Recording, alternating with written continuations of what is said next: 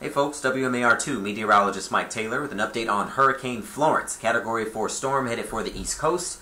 Wanted to do a forecast video for you just to give you a perspective of what this storm means for Maryland, because it's pretty much all over the news what it's going to mean for the Carolinas. And with that said, that's where we're going to start. Your tropical alerts, they are plastered all over the East Coast for the Carolinas, from North Carolina to South Carolina, from Charleston to Norfolk. We're going to see tropical storm watches turn to warnings eventually, I believe, and also hurricane watches already in the process of turning to warnings. As far as the most northern watch is going to be the tropical storm. That includes southern Virginia. Based on the track, however, notice how it puts them in tropical storm force conditions. We'll talk about that in further detail coming up, because there was a shift to the south with the latest track from the National Hurricane Center. As far as the storm and its health, it's beautiful in structure, which means it's very strong to say the least. Category 4 winds 140 miles per hour, 165 miles per hour.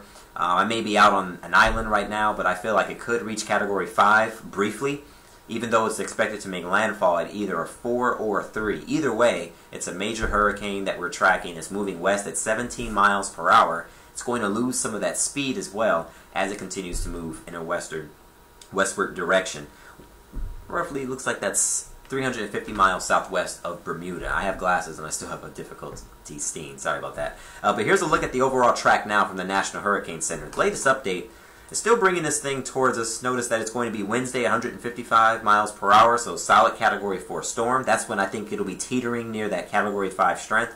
And then as we get towards the later closeout of the week, roughly Thursday night going into Friday morning, it will start making its approach to land.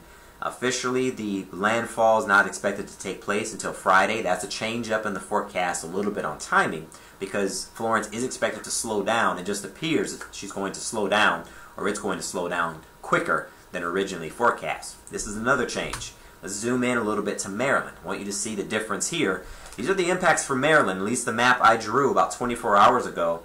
And yesterday, this line you see here, let me use the right tool, pointer tool, there you go. This line you see here was cutting through the immediate Baltimore metro area and parts of Delmarva. That's not the case now.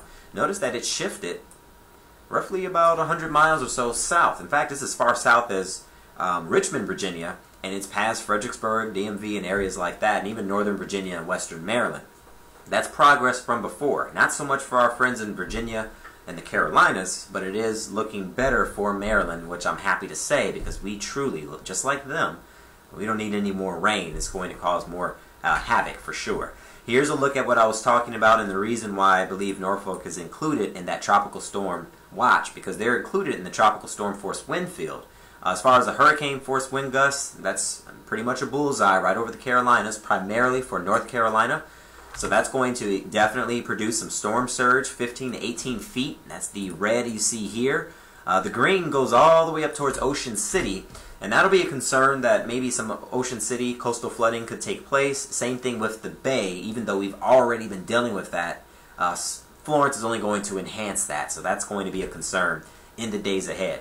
Let's switch gears briefly before I close this out. Wind. Right now, with this current track, with the winds being further, or the storm being further south, that takes the main wind field south with it, like I was just showing you as far as the tropical storm force wind. So the winds don't look too bad for Maryland. Let's zoom in a little bit more, show you some of these backyard numbers here. These are wind gusts. So the gusts are always going to be stronger than the sustained winds. And notice how 15 to 25 miles per hour is not too bad. Of course, some power outages could still be a possibility, simply because it is not going to take much to bring down our trees and the soggy soils that they're sitting in. But this is a better scenario at this point for Maryland. So current track brings breezy winds, some coastal flooding, can't rule that out. Power outages can't be ruled out as well, because simply put, it will not take much to bring down some trees. But overall, this is a better forecast track for us to have minimal impacts from this storm as it makes landfall near the Carolinas. Stay weather aware and prepared for this week for changes in the track. But right now, it does appear that we're going to be severe clear when it comes to Florence. Hey, thanks for joining us here at WMAR2news.com to get your forecast information. Next planned update on Florence will be tomorrow morning with Lynette.